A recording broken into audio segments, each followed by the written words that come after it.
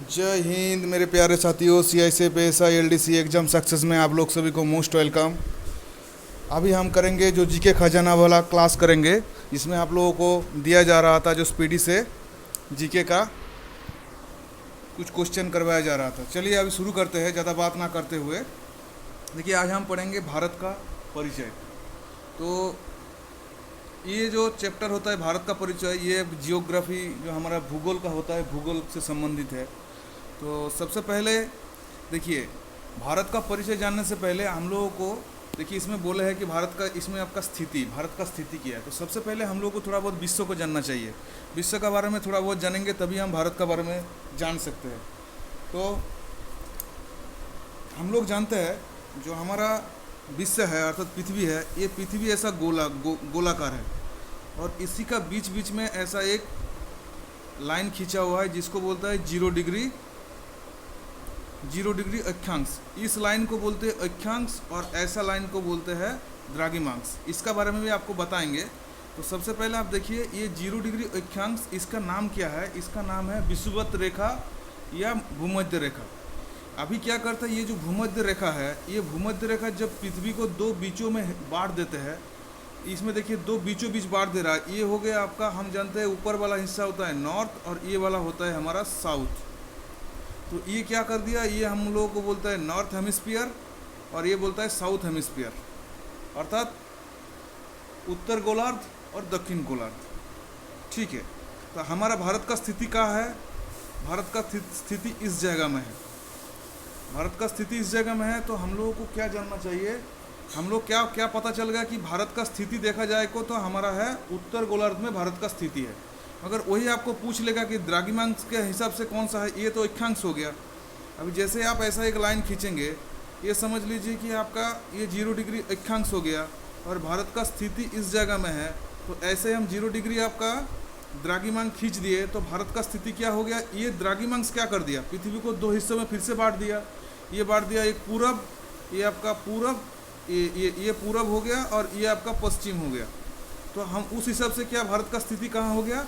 पहले था उत्तर में, अभी हो गया पूरब में। तो हमारा भारत का स्थिति हो गया उत्तर पूरब। देखिए इस क्वेश्चन में हमारा दिया हुआ है, तो ये वाला को टिक लगा दीजिए कि हमारा जो भारत का स्थिति है दक्षिण गोलार्ध एवं पूरब द्राघिमांश। तो आपको पता लग गया कि भारत का स्थिति उत्तर पूरब गोलार्ध में आपको पूछा जाएगा, तो आपको बता देना है।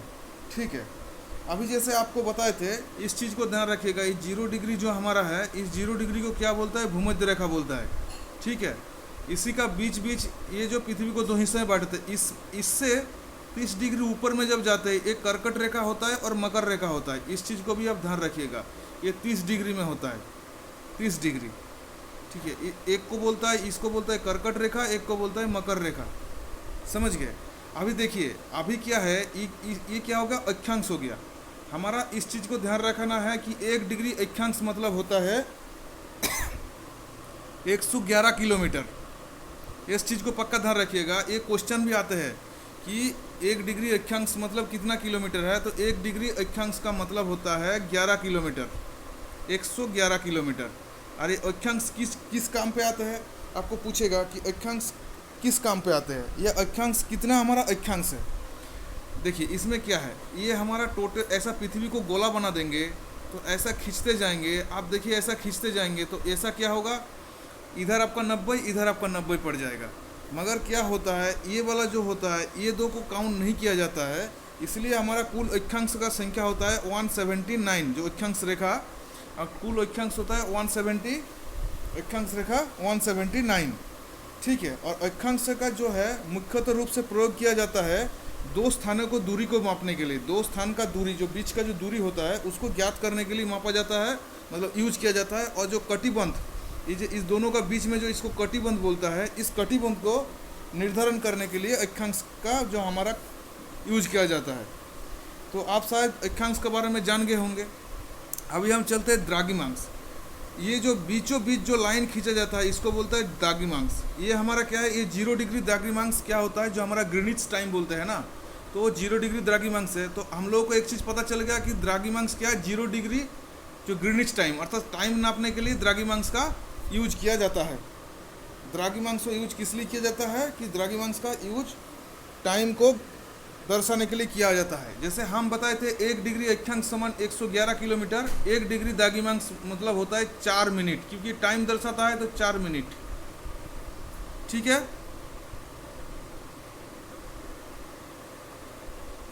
तो ये अक्षांश और द्राघिमांश आपको पता चल गया है कि अक्षांश का काम क्या है, कितना एक डिग्री समान कितना होता है, इसको पता चल गया। अभी देखिए हमारा जो इसे जैसे आपको बताया कि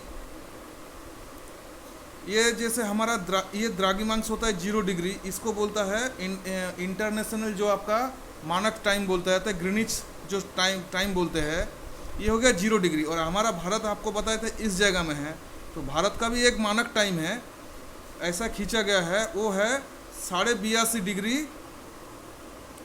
जो द्राघिमांश है वो हमारा भारत का मानक समय है।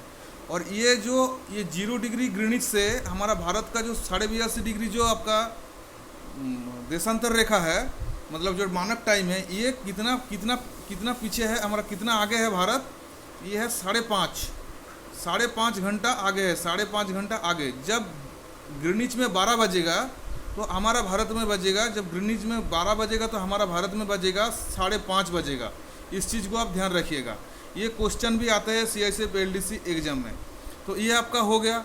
अभी देखिए आपको बोलेगा भारत का आकृति क्या है। हम लोग तो पृथ्वी का आकृति पता लग गया कि गोल है, ये हमारा भारत है, ये समझ लीजिए भारत। हम इसका मैप को नहीं बनाएंगे, ये भारत है। तो भारत का आकृति क्या हो गया, भारत का आकृति हो गया चतुष्कोणीय, क्योंकि भारत का ऊपर में क्या है, जम्मू कश्मीर है, नीचे है तमिलनाडु, और पूरब में है आपका अरुणाचल प्रदेश, और इधर है आपका गुजरात, पश्चिम में है गुजरात।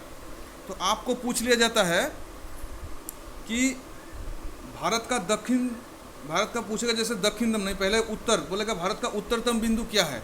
तो भारत का उत्तरतम बिंदु होता है, इस जगह का नाम है इंद्राकोल। इस चीज़ को ध्यान रखिएगा, इसमें क्वेश्चन आगे आपको मिल जाएगा। इंद्राकोल, ये देखिए इसमें लिखा है इंद्राकोल।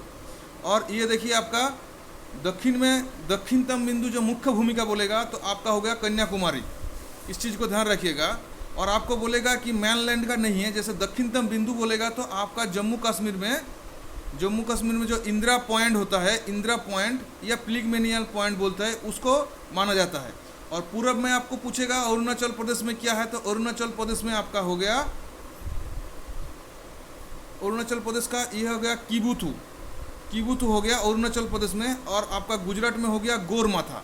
इस चीज़ को ध्यान रखिएगा, इसमें कुछ अलग दिया हुआ है, मगर वो बालांगू वो की पर्टिकुलर प्लेस को बताया गया है, हम आपको डिस्ट्रिक्ट को पकड़ के बता दिए। ठीक है, तो ये हमारा भी गलत नहीं है, इस किताब में भी सही है। तो चलिए, ये आपका हो गया भारत का चारों तरफ, भारत का आकृति भी पता चल गया, चारों तरफ हिस्सा भी आपका क्या क्या है वो भी चीज़ पता चल गया। अभी क्या होता है, चलिए इसको हम किताब को पकड़ते हुए चलेंगे, इसमें और आगे बताते आपको जाएंगे।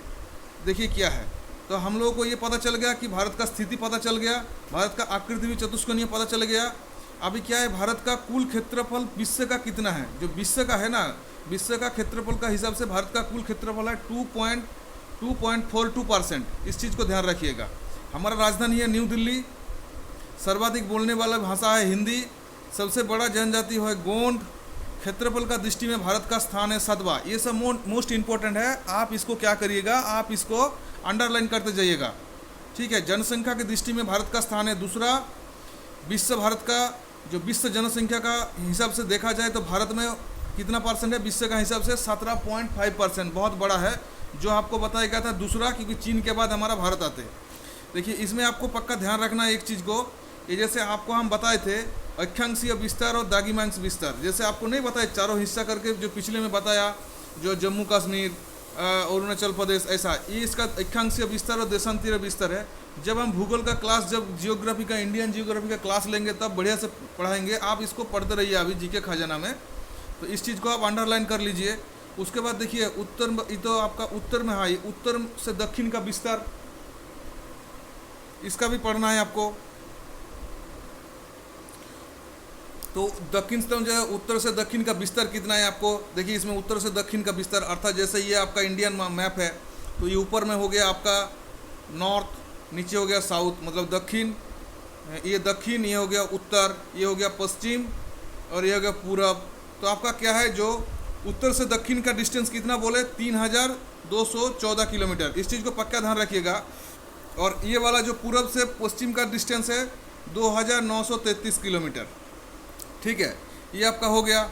अभी आपको पढ़ना है जैसे देखिए ये कैप कैमोरियन कन्याकुमारी तो आपको पढ़ा दिया गया है। हाँ, इसका ये पड़ेगा द्वीपों का कुल संख्या। कहाँ का द्वीपों का कुल संख्या? जो हमारा जो भारत का जो कुल द्वीपों का संख्या कितना है, तो आपका कुल द्वीपों का संख्या है, देखिए इसमें 247 है। 204 क्या है? बंगाल के खाड़ी में, और 43 अरब सागर में है।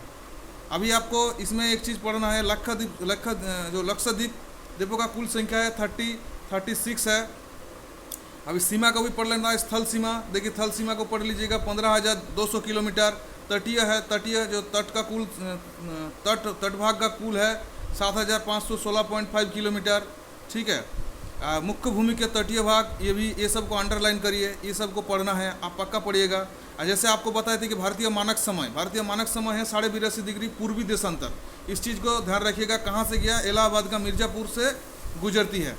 ठीक है, और ये क्या है? ये हमारा जो 82.5 डिग्री जो आपका देशांतर रेखा है गुजरात गुजरती है, 5 स्टेटों से गुजरती है। ठीक है, ये सब आप अंडरलाइन करते जाइए। ओके, अभी देखिए भारतीय, जैसे हम आपको बताए पहले कि भारतीय मानक समय और ग्रीनिच समय का अंदर कितना बीच का अंतर कितना है? ये अंतर है 5.5 घंटा। 5.5 घंटा हमारा भारत का जो है हमारा समय आगे चलता है। भारत का कुल राज्यों की संख्या ये अभी क्या हो गया है, ये आपका इस चीज़ को पक्का ध्यान रखिएगा, क्योंकि ये जो जम्मू कश्मीर और लद्दाख बनने के बाद जो आपका यूनियन टेरिटरी का संख्या जो बढ़ गया है, ये आपको इस चीज़ को कारण से आप चेक कर लीजिएगा। ये देखिए भारत का सबसे राज्यों की सीमा का हिसाब से जो सबसे बड़ा है आपका, ये जो गलत बोल रहा हूँ, सर्वाधिक राज्यों को सीमा को छूने वाली राज्य है उत्तर प्रदेश। ठीक है, ये क्या है? टोटल 8 राज्यों को छूते हैं। समुद्र तट में लगा हुआ राज्य कौन सा है? कितना है आपका? 9 है समुद्र तट को। हिमालय को छूने वाली ये सब को जरूरत नहीं है। भारत के प्रादेशिक जल सीमा, हाँ ये देखिए प्रादेशिक जल सीमा, जैसे ये हमारा भारत हो जाता है तो इस जो तटीय भाग से ये होता है 12 नॉटिकल माइल होता है प्रादेशिक, 12 नॉटिकल माइल होते हैं प्रादेशिक। उसके बाद होता है आपका 24 माइल होता है, ये होता है संलग्न क्षेत्र। उसके बाद आपका 200 तक नॉट माइल तक होता है आपका इकोनॉमिकल जोन, जिसमें आपको मतलब ये सब का आपका जो स्टेट का मतलब जो स्टेट बोल रहे हैं, जो भी कंट्री होता है, कंट्री का जो समुद्र होता है उसका तट से ये सब दिखा जाता है। तो आपको पता चल गया 12 नॉटिकल माइल होता है कि प्रादेशिक जल सीमा होता है। ठीक है, भारत मत देखिए एक चीज़ आपको बोल देते हैं, इस चीज़ को ध्यान रखिएगा कि आपको कभी कभी पूछ लेते हैं जो हमारा ऐसा एक मतलब कैपिटल है स्टेट का जो पूरा हमारा कर्क रेखा का ऊपर में बैठे हुए हैं, तो वो होता है रांची। इस चीज़ को ध्यान रखिएगा। और सबसे बड़ा जो समुद्र तट का सबसे बड़ा समुद्र तट किसका है? तो गुजरात का है। सबसे छोटा हो गया गोवा। इस चीज़ को भी आप ध्यान रखिएगा। ठीक है, उसके बाद देखिए सबसे न्यूनतम बारिश कहाँ होता है? जो कश्मीर लेह में होता है। सबसे ज़्यादा बारिश कहाँ होता है? तो वो होता है मौसिनराम में। ये सब को करते जाइए। सबसे नवीनतम पर्वत होता है आपका हिमालय। ठीक है, भारत का सर्वाधिक पूर्वी भाग आपको तो पहले बता दिया गया था, वो है अरुणाचल प्रदेश। तो ये हो गया भारत का हमारा आज जो हम पढ़े हैं भारत का परिचय। शायद आप लोगों को हम इस चीज़ को समझा पाए होंगे कि भारत का परिचय कैसे है। इस तरह से आपको लाइनिंग करना है, अंडरलाइन करके पढ़ना है। और क्या है, ये पूरा किताब को हूबहू नहीं पढ़ना है, क्योंकि हमारा CICF ऐसा LDC नहीं जैसे इससे लेवल का जो भी जैसे कांस्टेबल हो गया, CPU का हो गया, ये पूरा आपको रटने का जरूरत नहीं। जो आपको बताया जा रहा है उतना आप पढ़ते जाइए, अंडरलाइन करते जाइए और दोबारा इसको रिवीजन करिए। आपका प्रिपरेशन अच्छा लेवल में चला जाएगा। चलिए, आज हमारा GK का खजाना क्लास इतना तक ही है। क्लास को अच्छा लगने से पक्का सब्सक्राइब करिए, लाइक करिए, शेयर करिए। कल हमारा क्लास होगा, ये जनसंख्या का ऊपर क्लास होगा, वो भी 2011 का जो जनसंख्या हुआ था उस जनसंख्या हिसाब से हम क्लास करेंगे। तो क्या होगा, हम लोग क्लास में आपको जनसंख्या के बारे में आपको बताएंगे। तो आप हो सके तो आपके पास किताब है तो पढ़ के आइएगा, तो आपको और अच्छा हो जाएगा। नहीं तो हम आपको बढ़िया से समझा देंगे। ठीक है, जय हिंद।